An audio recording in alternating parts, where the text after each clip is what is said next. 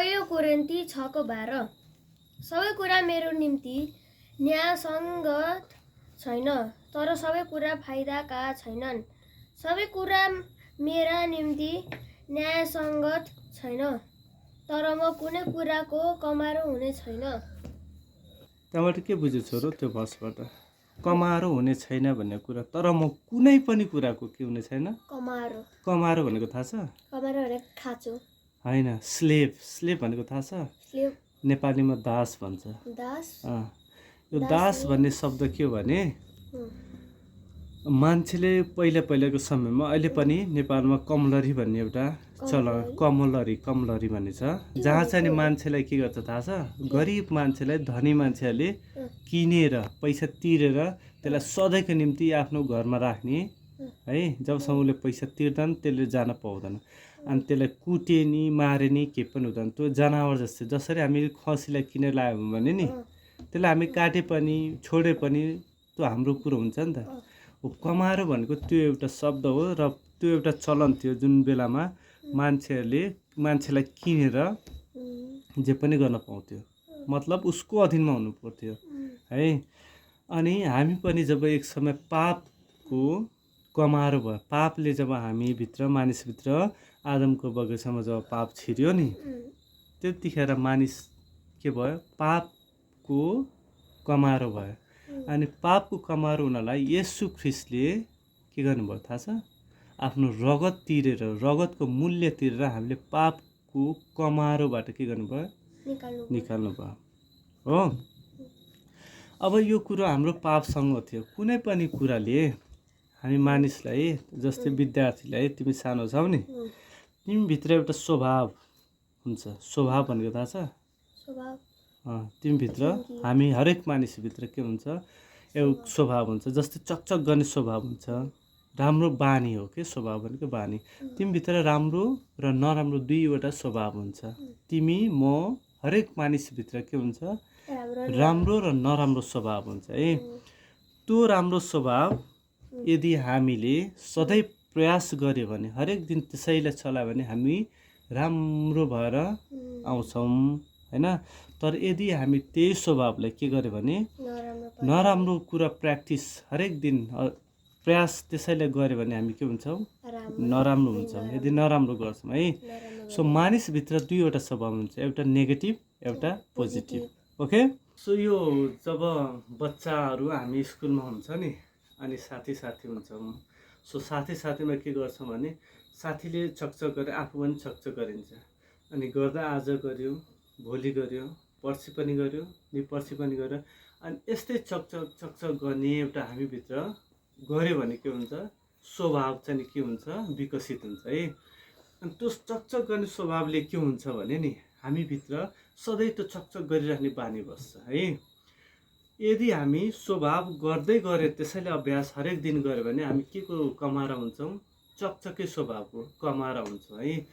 अनि जब कमारा हुन्छ नि, जब आदत बढ्छ नि, हाम्रो स्वभाव जब आदत पर्छ, हेबिचुएट हुन्छौँ नि, त्यसपछि हामीभित्र त्यो जरा गाड्यो भने सबभन्दा डेन्जर कुरा हुन्छ कि हामी कमारा हुन्छौँ। त्यसको कुरा बुझ्यौ? पढाइ बरु कमजोर छ भने के सकिन्छ?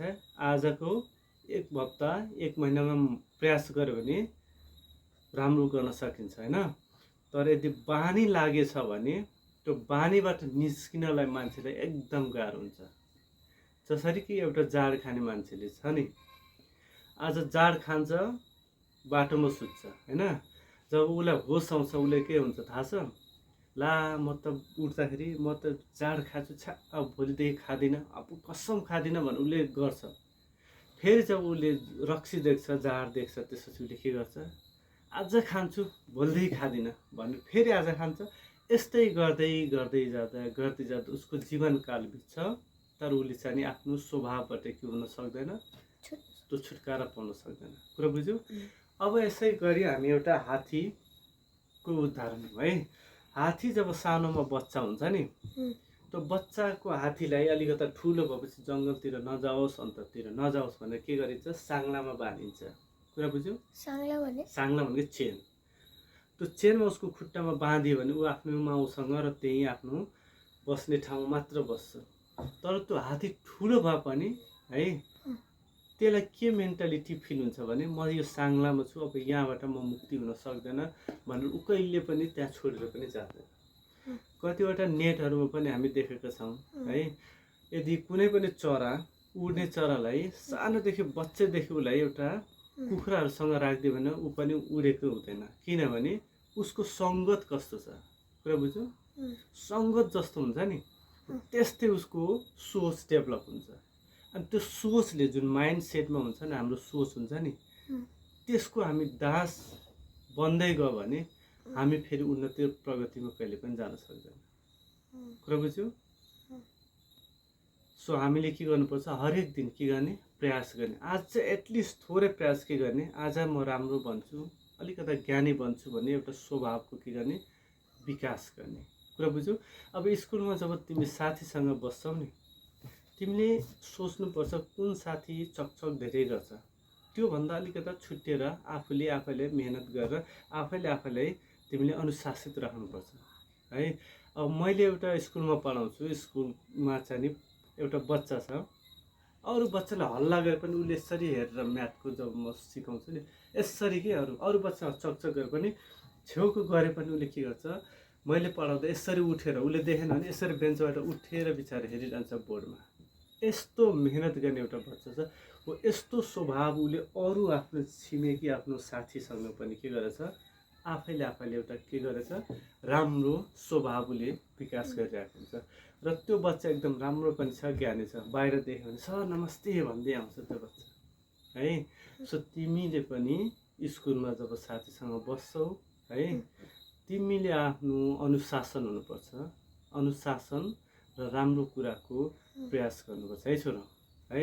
किनभने स्वभावको जब तिमी दास बन्छौ नि, नराम्रो स्वभावको जब तिमी दास बन्छौ नि त्यहाँबाट उम्किनलाई एकदम गाह्रो छ है कुरा बुझ्यौ। सो बाइबलले पनि के भनेछ, म कुनै कुराको पनि दास हुने छैन। हामी नराम्रो स्वभावको पनि के हुनु हुँदैन, दास हुनु हुँदैन है।